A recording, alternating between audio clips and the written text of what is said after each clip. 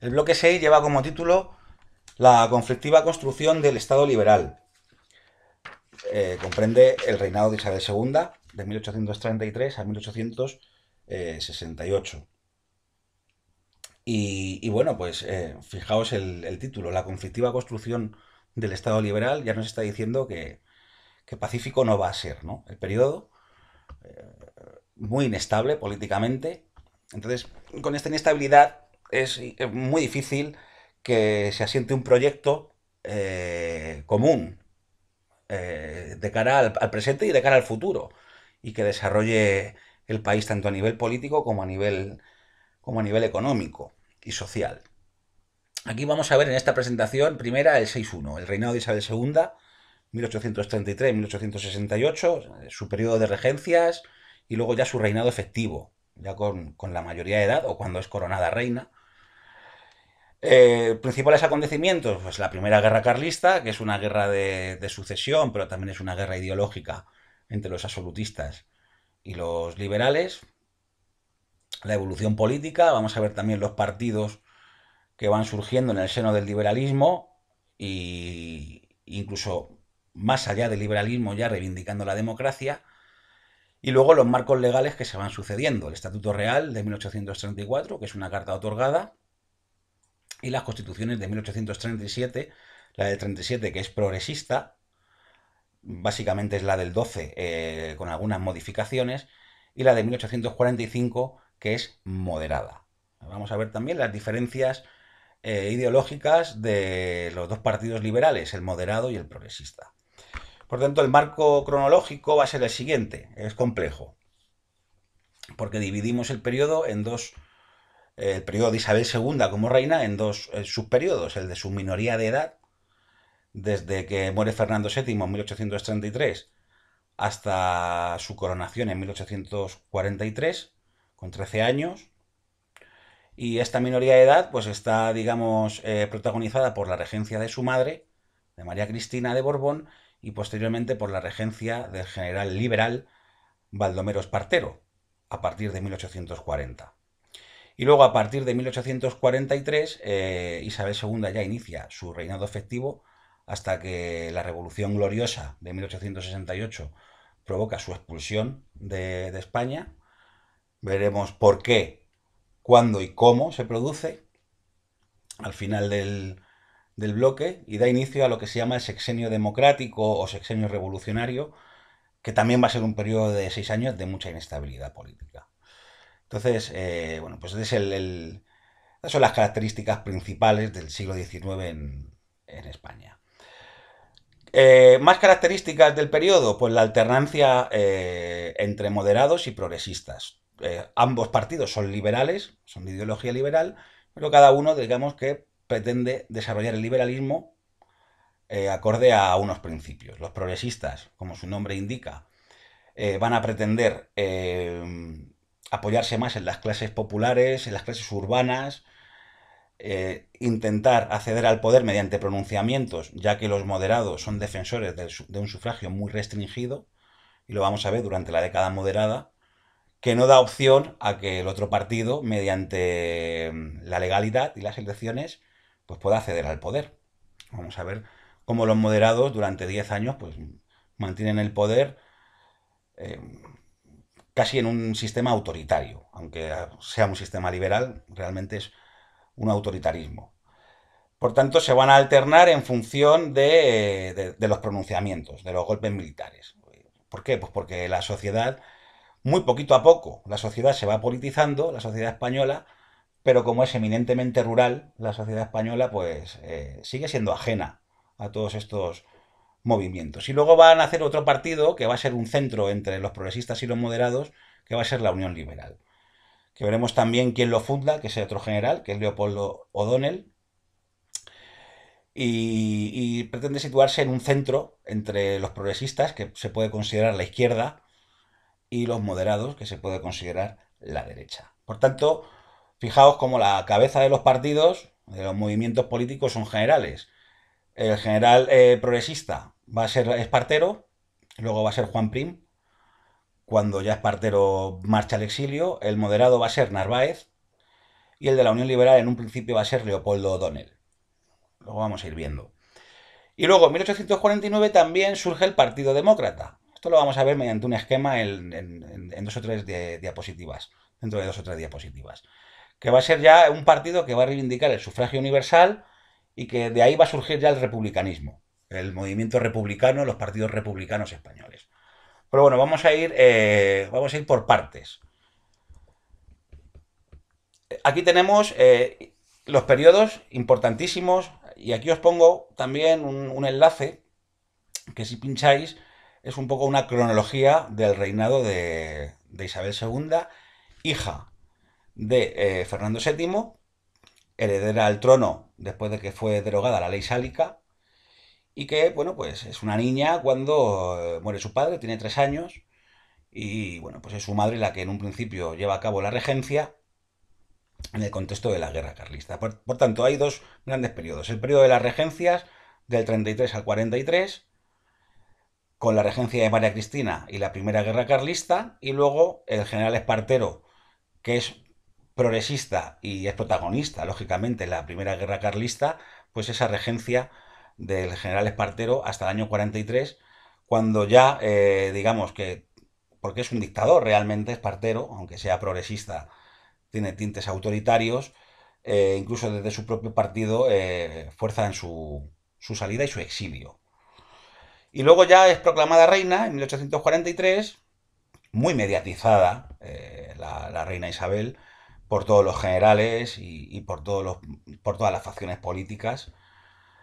Y se divide en tres periodos: la década moderada, del 44 al 54, el bienio progresista, del 54 al 56, fruto también de un pronunciamiento, este bienio progresista, y luego ya una alternancia ya en crisis, el régimen isabelino, donde se alternan moderados y la Unión Liberal, que es el partido de O'Donnell.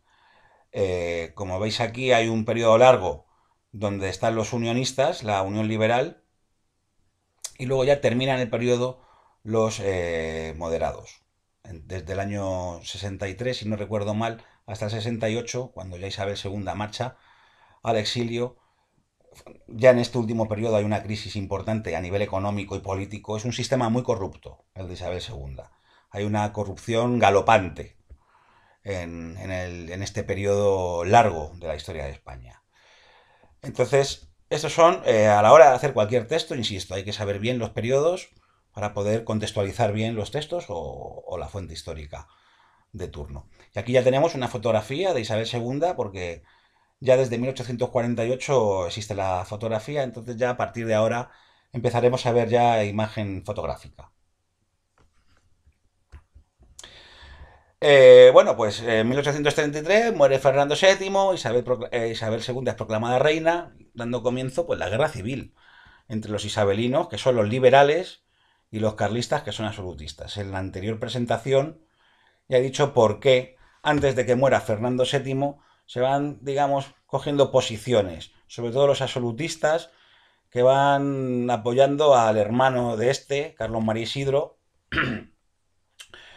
en un principio por la cuestión sucesoria, se argumenta por la cuestión sucesoria, porque la ley sálica la establecieron los Borbones, y también, digamos, porque Fernando VII al final, por la crisis que tiene España, se va apoyando o va contando con los elementos o con personajes muy moderados del liberalismo, con el objetivo de que se hagan algunas reformas en España que, digamos, desarrollen un poco la economía, porque se ha perdido el imperio colonial digamos, está España en una de sus épocas más bajas a nivel económico, social y político de su historia en este momento.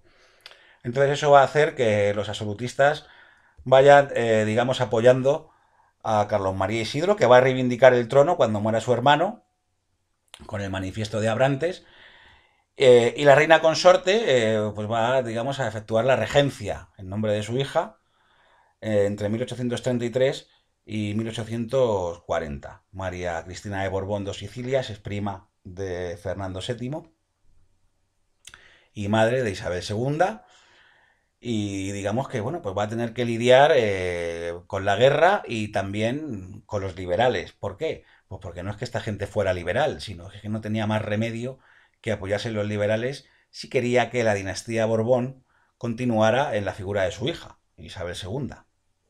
De lo contrario, en España continuaría el absolutismo, el antiguo régimen, en la figura de su cuñado, Carlos María Isidro, hermano de Fernando VII. Por tanto, aquí tenemos a María Cristina como un personaje clave en este aspecto.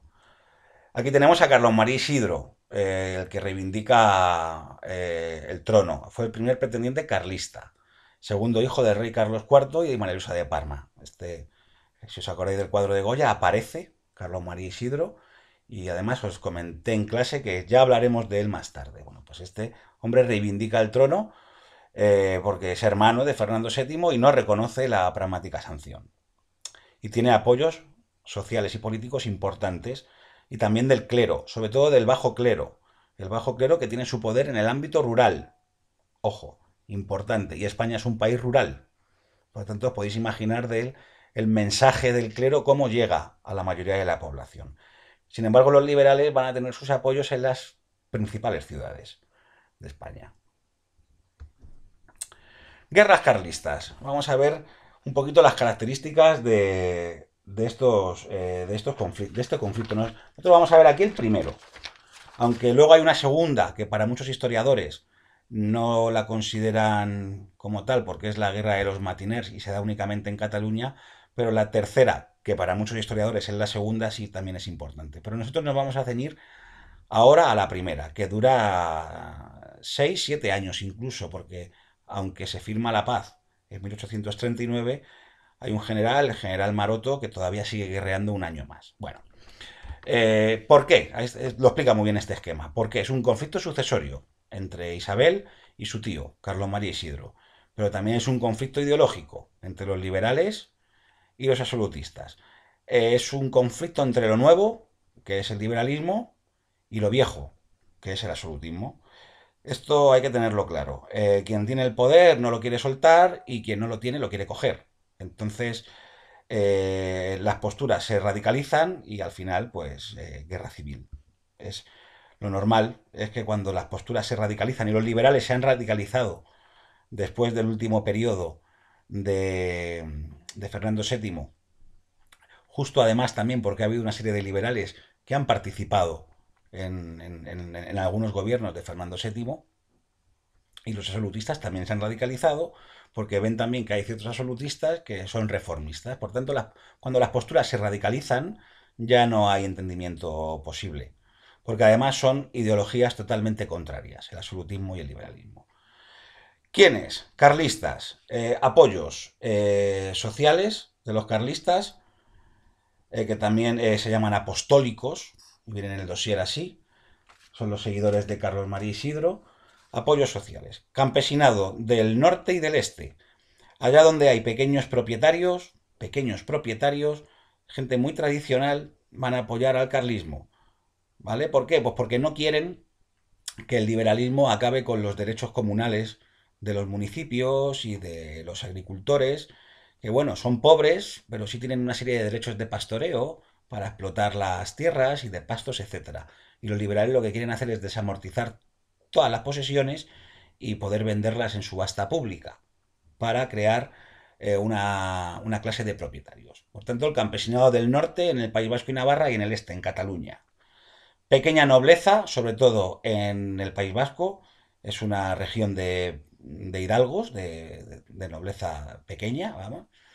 El clero rural, muy importante, el clero rural, y los territorios forales, tanto en el caso del País Vasco y Navarra, para mantenerlos, porque los liberales, si os acordáis ya, en la Constitución del 12, hablan de eliminar, o no lo citan explícitamente, pero acabar con los fueros, crear, digamos, una uniformidad legislativa en toda España, y en el caso de Cataluña quieren recuperar los fueros que perdieron con la llegada de Felipe V a principios del siglo XVIII. Isabelinos o cristinos, da igual como lo llamemos, liberales. La alta nobleza ve que esta opción política puede seguir manteniendo sus privilegios a pesar de las desamortizaciones y esta alta nobleza pues puede entrar en el Senado, bueno, pues a seguir manteniendo su nivel de vida, va a apoyar la alta nobleza, que mucha es urbana, va a apoyar a los liberales, los funcionarios, que suelen ser intelectuales, también van a apoyar a los liberales, el alto clero también, a pesar de las desamortizaciones, también va a acabar apoyando a los liberales, y luego pues el liberalismo urbano. Por tanto es un conflicto campo-ciudad claro, el de la Primera Guerra Carlista. Y luego en Europa también, los países absolutistas, Rusia, Prusia y Austria, van a dar un apoyo diplomático a los carlistas, y los países liberales como Francia, Portugal y Gran Bretaña, Reino Unido, van a apoyar incluso con armas eh, a, a, los liberales, a los isabelinos o a los cristinos, como los queramos denominar. Primera Guerra Carlista. Bueno, pues hay un principio de iniciativa carlista en el. Hay un principio de iniciativa carlista en el norte. Es una guerra rural, ¿eh? ¿Por qué? Pues porque Bilbao, por ejemplo, es una ciudad liberal. Donde destaca el general Zumalacárregui, ¿vale? Aquí tenemos dominio rural. No llegan a tomar ciudades. El general Zumalacárregui. Bilbao, por ejemplo, es una ciudad asediada constantemente durante esta guerra, pero sí, digamos que es una especie de guerra de guerrillas en todo el norte de España y en Cataluña. Pero incluso los carlistas en una ofensiva llegaron a las puertas de Madrid. Ahí estuvieron a punto de ganar la guerra. Hay un equilibrio con una reacción liberal, con victorias liberales, ciertas expediciones carlistas, y luego ya finalmente, como la guerra parece que no la van a ganar los carlistas, finalmente en el año 37, leo en el dossier, que es cuando Carlos María Isidro, que está en el exilio, viene a España y se hace cargo de las tropas y llega a las puertas de Madrid, ¿vale? Pero al final no consigue tomar la capital, y luego hay una contraofensiva liberal, y esto va a acabar en el convenio de Vergara en 1839, con el abrazo de Vergara entre el general Maroto, que es absolutista, y el general Espartero. Y se llega a un acuerdo. Se llega a un acuerdo de respeto de los fueros vasco-navarros, aunque algo disminuidos, esos privilegios forales, y luego también la integración de los oficiales carlistas en el ejército una vez hayan jurado lealtad a la reina Isabel II. La mayoría accedieron y se integraron en el ejército liberal o isabelino. Pero muchos pasaron la frontera, como el general carlista Cabrera, y digamos que siguieron guerreando un año más, e incluso en la zona de Cataluña, en la Segunda Guerra Carlista, unos años después, ¿vale? Pero básicamente lo que nos interesa del conflicto, aunque luego vamos a trabajar en clase un práctico, por si entrara el mapa de la guerra carlista, con las fases, lo que nos interesa del conflicto así es las ideologías enfrentadas, el carlismo y por qué, lo que es esta parte del esquema, quiénes, y luego ya el conflicto en sí, pues poco más que hablar de que el núcleo carlista, fijaos, aquí está en verde, la zona de Navarra del País Vasco, aunque las ciudades, insisto, como pone aquí, centros liberales, la mayoría de las ciudades son liberales, zona de Cataluña y el Maestrazgo. El Maestrazgo es esta región. Se llama Maestrazgo por la Orden de San Juan, si no recuerdo mal, que es una zona que pertenecía a una orden militar de la Corona de Aragón por el maestre, ¿no? El maestre era el cabecilla, el jefe de la orden. Pues esta zona se llama el Maestrazgo, que es la zona de la desembocadura del Ebro hasta la zona de Valencia, Castellón. Esto se llama Maestrazgo. Esta región se llama así, tenedlo en cuenta. Y luego, otras zonas de actividad carlista, pues es todo este entorno rural de Castilla-León, Aragón, Galicia, y zonas también de Extremadura, de Castilla-La Mancha, de Sevilla, pero son núcleos ya, digamos, dispersos, ¿vale? Entonces, bueno, pues básicamente esta es la guerra en sí. Tiene un momento en el 37 donde parece que los carlistas llegan a las puertas de Madrid. Aquí tenéis el itinerario de Antonio García y también otro del pretendiente Carlos en línea discontinua, ¿vale? Pero que, digamos, nunca llegan a asediar Madrid. Madrid siempre va a ser una ciudad libre de conflictos, no tanto como Bilbao o Vitoria o Logroño o Pamplona, donde aquí sí fueron ciudades asediadas por los carlistas que dominaban la zona rural del País Vasco y del norte de España. Entonces, bueno, básicamente esta es lo que concierne a la guerra carlista y veremos un práctico en clase. Aquí tenemos un poco, se siguen haciendo en el País Vasco y en Navarra, fijaos, del carlismo va a salir luego el nacionalismo vasco, los erchainas llevan la chapela, con la chapela roja, la bandera de los carlistas es la Cruz de San Andrés, que es la Cruz Borgoñona, la que trajo Felipe I, el marido de Juana la Loca, que luego también era la bandera de los tercios. Y bueno, pues esta es la indumentaria que llevaban los carlistas. Y el principio es Dios, patria, rey y fueros. O sea, la monarquía católica, apostólica y romana, la defensa de la patria y de los fueros tradicionales de la antigua monarquía española. Digamos que es siempre un recuerdo a lo antiguo. Y básicamente, bueno, pues estos son un poco para que veáis un poquito cómo la indumentaria carlista y el símbolo, ¿no? Del carlismo. Personaje importante, Baldomero Espartero, líder progresista, bueno, príncipe de Vergara, duque de la Victoria, duque de Morella, conde de Luchana. Bueno, es un general muy importante en la primera guerra carlista y es el que, digamos, suscribió el abrazo de Vergara entre él y el general Maroto, o sea, la paz, y luego fue regente entre 1840 y 1843 de la reina Isabel II. Además fue postulado como rey de España luego en el sexenio, lo veremos. Por tanto, es un personaje muy importante en el siglo XIX, persona muy autoritaria, el general Baldomero Espartero, o sea, que sea progresista no quiere decir que, ya lo hablaremos más detenidamente en clase, pero un progresista no, lo vamos a considerar como la izquierda, pero estamos hablando del liberalismo. O sea, eso es gente muy autoritaria, que además es un general con una disciplina militar, igual que Narváez, que es un general moderado. Bueno, pues este es Espartero, personaje muy importante, y este es el abrazo de Vergara entre los generales Espartero liberal y Maroto carlista. Una tradición por parte de los sectores más reaccionarios del carlismo y muchos pues decidieron pasar a la clandestinidad y bueno, pues seguir guerreando. Después de la muerte de Carlos María Isidro siguen los sucesores, la rama carlista, y hoy en día hay dos pretendientes carlistas que son parientes de los Borbones que reinan en España. Uno de ellos creo que es Don Sixto de Borbón, aunque el carlismo luego quedó dividido en el siglo XX entre dos ramas, una más progresista y otra más absolutista. Y los carlistas pues combatieron también del bando de Franco y formaron luego parte del movimiento nacional. Lo veremos ya en el tercer trimestre muy probablemente. Son reaccionarios, absolutistas, ultracatólicos, etcétera. Vale, me interesa este esquema de cómo van surgiendo las diferentes facciones o partidos políticos.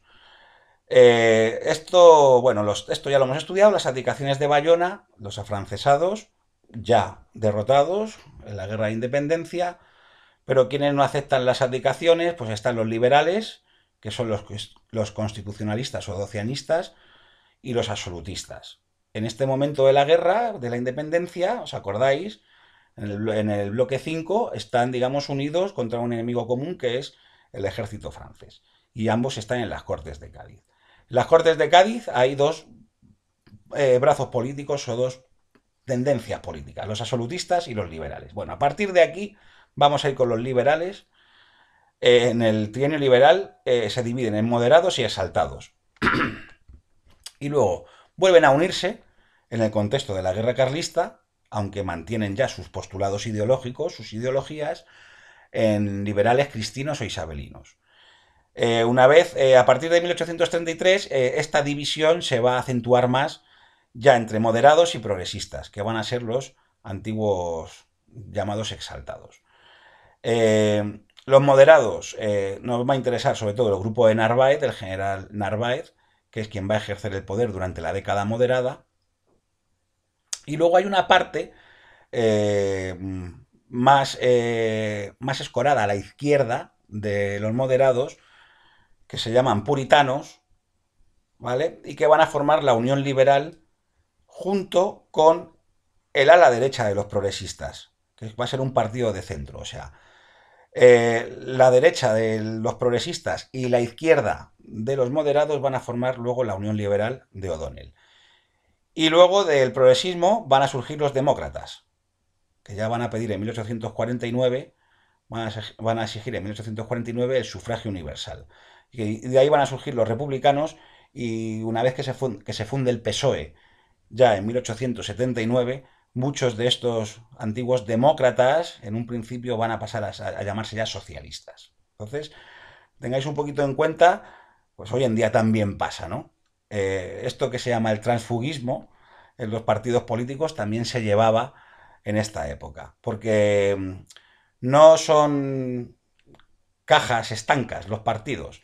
Siempre hay individuos que, bueno, que son posibilistas y que son moderados, pero que a lo mejor tienen un pensamiento más progresista, siguiendo siendo moderados. Entonces siempre buscan aliados en tendencias ideológicas dentro del progresismo que sean parecidas a las suyas. Por ejemplo, ahí surge la Unión Liberal, que es un partido de centro y que quiere coger votos o intenta coger votos de ambas partes, tanto de los moderados como de los progresistas. Y luego los absolutistas, los fernandinos, que son estos absolutistas menos radicales de la última etapa del reinado de Fernando VII, y luego los que se llaman agraviados, los ultras, que van a acabar siendo los carlistas o apostólicos o tradicionalistas, que son los absolutistas ultras ortodoxos, o sea, que no quieren que el antiguo régimen se modifique ni un ápice, ¿vale? Entonces, un poquito las ideologías políticas del siglo XIX en este esquema, los partidos políticos. Yo no hablaría tanto de partidos políticos, sobre todo hasta aquí, hasta esta época, pero bueno, como queramos llamarlo, partidos políticos o tendencias políticas, en el siglo XIX este esquema está bastante interesante para comprender los procesos. Bueno, seguimos. Regencia de María Cristina, 1833 y 1840. En el contexto, lógicamente, de la guerra carlista, imaginaos, es que pasan muchas cosas a la vez. Está la guerra carlista y luego en la retaguardia liberal, bueno, están pasando cosas también a nivel político. No tiene más remedio María Cristina que apoyarse en los liberales y, lógicamente, no le va a dar el poder en un principio a los liberales progresistas, que son anticlericales. Anticlerical no es lo mismo que ser ateo. Anticlerical es ir en contra de los privilegios de la Iglesia como institución de poder. Esta gente, todos estos, Espartero y tal, esta gente iba a misa luego. Ojo, ¿eh? Es importante. Es que son creyentes.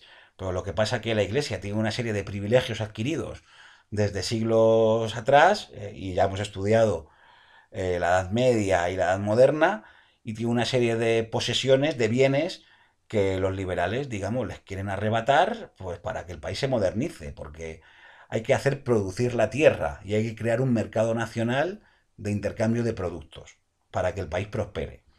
Y si la tierra está en manos muertas, que no se puede vender ni comprar, y la iglesia no produce, o sea, la iglesia básicamente los bienes de los conventos son para que el convento subsista o los monasterios subsistan y a lo mejor pueden comerciar los productos pero en un radio muy escaso. Y lo que quieren los liberales es desamortizar los bienes de la iglesia, venderlos en subasta pública, entregar esas posesiones a quien las compre y que la tierra produzca, para que haya un mercado de productos de primera necesidad. Bueno, instaurar definitivamente el capitalismo y el liberalismo en el campo. Pero claro, no le va a dar el poder a los progresistas, se lo va a dar a los moderados, porque estaría bueno en el contexto de la guerra carlista darle el poder a los progresistas que son la izquierda. Y el primer ministro, Martínez de la Rosa, elabora el Estatuto Real, que es un moderado, muy moderado. Martínez de la Rosa, que es uno de los documentos que vamos a ver, ¿vale? El Estatuto Real, lógicamente, no va a gustar a los progresistas porque van a considerar que se queda corto para los cambios que necesita España. Incluso tampoco va a gustar a un sector de los moderados y tampoco va a gustar a los absolutistas. Y sobre todo a los absolutistas más radicales. Pero bueno, este Estatuto Real es una carta otorgada. La carta otorgada es fruto de la elaboración, la redacción, en este caso, del poder, que entrega una serie de derechos muy ligeros a la ciudadanía. Ni siquiera se habla de ciudadanos, incluso en el Estatuto Real, al pueblo. Sin embargo, la Constitución es fruto de un proceso constituyente, de una ponencia constitucional, de unas cortes que elaboran un texto y es votado y aprobado, ¿no? Por tanto, diferencia, igual que el Estatuto de Bayona de Napoleón, el Estatuto Real de 1834. También vamos, en el dossier viene la ideología de los moderados y los progresistas. Esta cuestión es larga y es compleja, pero tenemos que prestar mucha atención. Y esto lo tenemos que tener claro a la hora de analizar cualquier constitución, sea moderada o sea progresista. Los moderados llevan a cabo lo que se llama un liberalismo doctrinario. El liberalismo doctrinario es el liberalismo que nace en Inglaterra, que es un liberalismo muy aristocrático. Bueno, vamos a ver, y vamos a ir comparándolo en este esquema. ¿Cómo es la soberanía en los moderados? Pues la soberanía está compartida entre el rey y las cortes. Por tanto, el poder sigue emanando del rey. Fijaos cómo todavía hay elementos del antiguo régimen ideológico aquí. El rey puede y tiene derecho a intervenir en la política. Es una pieza fundamental. Sin embargo, los progresistas, la soberanía reside en la nación, ¿vale? En las cortes, que es la representación de la soberanía nacional, porque es fruto del voto. Y no aceptan la intervención de la corona. O sea, sí, el rey tiene sus funciones, pero la política para los políticos. Sufragio, censitario y muy limitado. En la época del gobierno moderado, pues prácticamente vota un 1% de la población. El sufragio censitario es aquel que permite el voto en función de la riqueza, a hombres. La mujer no vota en España hasta 1933. Siempre hombres, ¿vale? Sufragio censitario y muy limitado. Vota un 1% de la población. Por tanto, en la época de los moderados, ¿qué pasa? Pues que esta gente, que son la alta burguesía y la nobleza, al final se acaban eligiendo entre ellos mismos. ¿Vale? Sin embargo, los progresistas lo que quieren es un sufragio censitario un poquito más amplio, que ya vaya abarcando a las clases urbanas, a las profesiones liberales, con el objetivo también de ir ampliándolo poquito a poco. De ahí van a surgir los demócratas que ya van a defender el sufragio universal, masculino. Normalmente para mayores de 25 años. ¿Os acordáis que la Constitución del 12 tiene sufragio universal masculino para mayores de 25 años? Los moderados quieren un poder muy centralizado en la capital. O sea, desde la corte, desde Madrid, se tiene que controlar todos los territorios del reino, también los ayuntamientos. Los ayuntamientos de las principales ciudades, los alcaldes son nombrados por el gobierno. Sin embargo, los progresistas quieren mayor autonomía de los poderes locales. Son, digamos, más demócratas. O sea, que la región o las provincias, el municipio, elija a sus representantes. Derechos individuales, los moderados, que se llaman gentes de orden, lo típico, ¿no? Las personas de orden, sí, derechos individuales, pero con tendencia a restringirlos. Además, el derecho penal, el concepto de derecho penal que tienen los moderados es muy severo. Pena de muerte, con penas muy duras, etcétera. Sin embargo, los progresistas sí quieren reconocer derechos individuales como tal. Libertad de imprenta explícitos en la Constitución. Derecho de reunión, asociación. ¿Por qué? Porque si tú reconoces el derecho de reunión y asociación, das pie para que el movimiento obrero pueda organizarse. También. Aunque el movimiento obrero en esta época en España no tiene mucha fuerza todavía. A nivel del ejército, los moderados van a fundar en 1844 la Guardia Civil, un cuerpo que existe todavía en España. Es un cuerpo militar con funciones civiles. Es un poco, hoy en día, los tiempos que corren, normalmente la seguridad civil la llevan cuerpos civiles, pero bueno, la Guardia Civil, que es un cuerpo con mucha tradición, es una fundación de los moderados. Sin embargo, los progresistas siempre van a defender lo que es la milicia nacional. que es una especie de cuerpo de voluntarios armados liberales, pero civiles, sin formación militar. De aquí, bueno, pues puede, en su desarrollo, pues el concepto de Policía Nacional. Reformismo, reformas muy restringidas, siempre respetando la tradición, los derechos de los privilegiados, la desamortización siempre con mucho cuidado, ¿vale? Porque en la ideología moderada hay muchos elementos del antiguo régimen y del clero, o sea que con, con cuidado con pasarse con la desamortización. Sin embargo, los progresistas quieren impulsarla.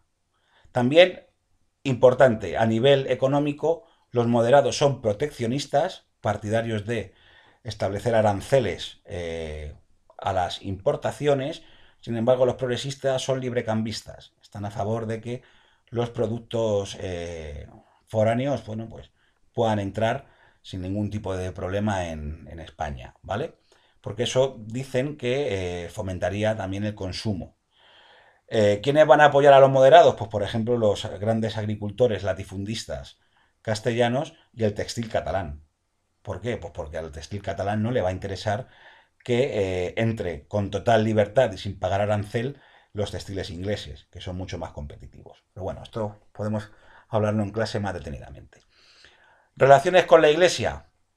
Estado confesional para los moderados y libertad de cultos, y Estado confesional con libertad de cultos para los progresistas. Esto lo vamos a ir viendo en las diferentes constituciones de unos y otros. Y los demócratas, ya en su máxima expresión republicana, van a defender la separación de la Iglesia y el Estado. Principales políticos de la época, moderados y progresistas. De arriba a abajo, Ramón María Narváez, general, líder de los moderados. Francisco Martínez de la Rosa, el que elabora el Estatuto Real, político muy importante también. Juan Bravo Murillo, también importante. Y Alejandro Pidal-Imón. Este hombre realizó una reforma fiscal que veremos más adelante. Principales políticos progresistas. La época de la guerra carlista, Juan Álvarez de Mendizábal, ministro de Hacienda, es el que va a llevar a cabo un proceso de desamortización muy importante, que vamos a ver en la siguiente cuestión. Baldomero Espartero, el general, que es regente de Isabel II. Luego, digamos que el sucesor de Espartero, siendo también una figura importante, es Juan Prim i Prats. Va a ser el protagonista del sexenio democrático, va a ser asesinado. También lo veremos en el 6.3. Salustiano de Olózaga, también importante, como progresista. Dicen que fue amante también de Isabel II. Práxedes Mateo Sagasta, hasta principios del siglo XX va a ser también un político importante. Y Pascual Madoz, que también va a llevar a cabo un proceso de desamortización muy importante en 1855. Las desamortizaciones son siempre en periodos progresistas. Estos nombres vienen todos en el dossier. Características de la regencia de María Cristina, estos 7 años. En un principio ella le ha entregado el poder a los moderados, pero hay un pronunciamiento en 1836 de los generales, siempre hay un pronunciamiento, que es una especie de golpe de Estado, no llega a ser un golpe de Estado, en la granja de San Ildefonso, y entrega el poder a los progresistas en 1836. Y ahí ya empiezan los progresistas a coger poder con Baldomero y con Mendizábal. Estos progresistas aprueban la Constitución de 1837, que es casi idéntica a la del 12. ¿Vale? Quitan de un soplazo, anulan el Estatuto Real y establecen la Constitución de 1837.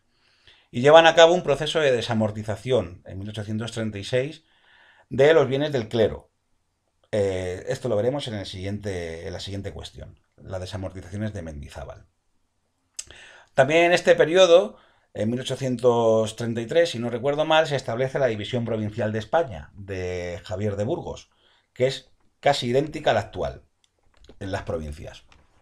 Y lo vamos a ver también en un práctico, con el objetivo de trabajarlo. ¿Vale? La División Provincial de España, insisto, en 50 provincias, idéntica a la actual. Y luego, bueno, pues los progresistas más relevantes, pues ya como he dicho, son Espartero y Juan Álvarez de Mendizábal. En el dossier también viene al final del párrafo que son librecambistas, son librecambistas, están a favor de la eliminación de aranceles los progresistas. Y luego al final, bueno, pues en este esquema, pues se desarrollan las, las etapas a nivel político. Los estatutos reales y las constituciones del 37 y del 45 van a ir en una presentación aparte, ¿de acuerdo? Donde se van a comparar estos documentos junto con la constitución del 12, que ya iré preparando. El reinado de Isabel II tiene la década moderada a partir del año 44. ¿Cómo se inicia este periodo? En el año 43 hay una serie de movimientos en contra del general Espartero. ¿Por qué? Pues porque los moderados empiezan a decir que los progresistas tienen secuestrada a la reina niña, porque María Cristina de Borbón ha marchado al exilio. O sea, fijaos la infancia de Isabel II, ¿vale? De la niña, que a la altura de 1843 tiene 13 años. Ella se va a casar con Francisco de Asís, que es su primo hermano, que es hijo del hermano menor de Fernando VII. Hablaremos de él más detenidamente en clase. De hecho, su hijo Alfonso XII muy probablemente no es hijo de Francisco de Asís, porque, bueno, pues porque era homosexual claramente y bueno, es que la forzaron a casarse con él, aunque se habló también de que se iba a casar, que la querían casar con un hijo de la reina Victoria de Inglaterra. Pero bueno, a lo que voy, 1843 hay una serie de movimientos dentro de los progresistas y sobre todo de los moderados y fuerzan la marcha de Espartero y la proclamación como reina de Isabel II. Isabel II se va a sentir siempre más cómoda con los moderados.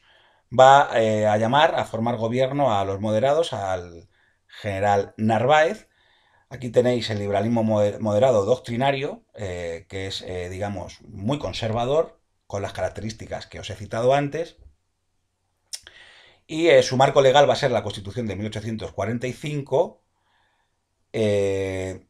Y características, pues las características del programa moderado: centralismo y uniformidad, reforma fiscal, van siempre a subir los impuestos indirectos, o sea, que son los impuestos que graban los artículos de primera necesidad, y los directos no, lógicamente, porque los impuestos directos son los que afectan a las grandes fortunas. Entonces, esto nos puede sonar hoy en día quién está a favor de esto y quién no, porque al final las tendencias políticas siguen su camino y tienen sus orígenes, ¿no? Por tanto, reforma fiscal, centralismo y uniformidad, creación de la Guardia Civil, código penal, un código penal muy severo. La reforma fiscal es la de Alejandro Mon y Ramón de Santillán, ¿vale? La ley de ayuntamientos también, en la reforma de la administración de 1845, donde se controlan los ayuntamientos desde el poder central. Y hay una reforma también educativa a cargo de Pedro José Pidal y Gil de Zárate, conocida como el Plan Pidal de 1847, que establece una instrucción pública, ¿vale? Aunque digamos, la principal va a ser la Ley Moyano de 1857. Y también se firma un concordato en 1851 con la Santa Sede. ¿Qué se establece en este concordato? El concordato es un acuerdo entre el Estado y Roma y el Vaticano. El Vaticano va a reconocer la pérdida de los bienes de la Iglesia desamortizados, con la desamortización de Mendizábal, y a cambio el Estado básicamente le va a entregar la educación a la Iglesia. ¿Vale? Son acuerdos. Por tanto, los moderados, digamos que tienen un poder muy asentado, muy conservador y apoyado en clases tradicionales. Y la ley electoral de 1846 también, con un sufragio muy censitario, muy restringido. Bueno, en 1854 tiene lugar la Bicalvarada, protagonizada por el general O'Donnell, que es un pronunciamiento contra la corrupción del Partido Moderado, porque las épocas de los moderados se caracterizan, corruptos son todos, pero los moderados se llevan digamos que la palma. en este sentido. ¿Por qué? Pues porque digamos que han pactado con las fuerzas del antiguo régimen y con el objetivo de no tocar sus privilegios, pues se establecen prebendas. Y los moderados también, estos liberales, van a acabar formando parte de la nobleza, se van a ennoblecer, ¿no? Bueno, manifiesto del Manzanares, Vicalvarada, ¿vale? Pronunciamiento del Vicálvaro, el manifiesto del Manzanares, redactado por Cánovas del Castillo, y la reina, digamos que le entrega el poder a los progresistas. Vuelve Espartero. Dos procesos importantes en estos 2 años, a nivel económico. La desamortización de Madoz, de Pascual Madoz, que va, digamos, a acabar con los bienes comunales de los municipios. Estos bienes, propiedad de los municipios que utilizaban los agricultores y los campesinos y los pastores y que los explotaban esas tierras, sacaban leña, les proporcionaba pastos para los rebaños, etcétera. Pues eso se va a desamortizar y se va a vender en subasta pública. ¿Y quién va a poder comprar esos terrenos, esos territorios, o esas posesiones, o esos bienes? Pues la gente de dinero. Por tanto, va a haber una desposesión y va a haber un agravio otra vez a los campesinos, que no van a poder acceder a la compra de esos lotes de tierra. Y luego la Ley General de Ferrocarriles de 1855, si no recuerdo mal, también, que ya va a desarrollar el ferrocarril definitivamente en España. Los problemas que van a tener, y también van a intentar elaborar una constitución que no va a llegar, la non nata, no va a llegar nunca a aprobarse. Problemas que van a tener, bueno, pues la división, porque entre O'Donnell y Espartero, y finalmente la dimisión de Espartero. Y se abre un periodo nuevo de 12 años donde se van a alternar los unionistas, la Unión Liberal de O'Donnell, ¿vale? En estos años, donde sí va a haber una estabilidad política, incluso unas campañas a nivel de política internacional, tanto en Marruecos, en México, en la Conchinchina, que es el actual Vietnam o Perú, ¿vale? O sea que como que España, digamos, si se da el mensaje de que vuelve a ser grande a nivel internacional, mentira, pero bueno, siempre, digamos que al rebufo de Francia se va a intervenir en la Conchinchina, siempre al rebufo de otras potencias va a llevar a cabo una política intervencionista en Marruecos también, junto con Francia, que va a dar lugar luego al protectorado español en Marruecos, y una cierta prosperidad económica de unos años. De aquí también surge la ley Moyano de Educación, que esta sí es importante, la ley de instrucción pública de Moyano, ya con el objetivo de acabar con el analfabetismo en España. Finalmente terminan el periodo del reinado de Isabel II los moderados, en una época ya de crisis económica, pero la oposición, los progresistas, junto con los demócratas y los republicanos, van a firmar el Pacto de Ostende. Ostende es una ciudad que está en Bélgica, y van a llevar a cabo la Revolución de 1868, que va a acabar con el reinado de Isabel II. ¿Vale? Y luego la parte del dossier que habla del Estatuto Real y de las Constituciones lo vamos a hacer en otra presentación.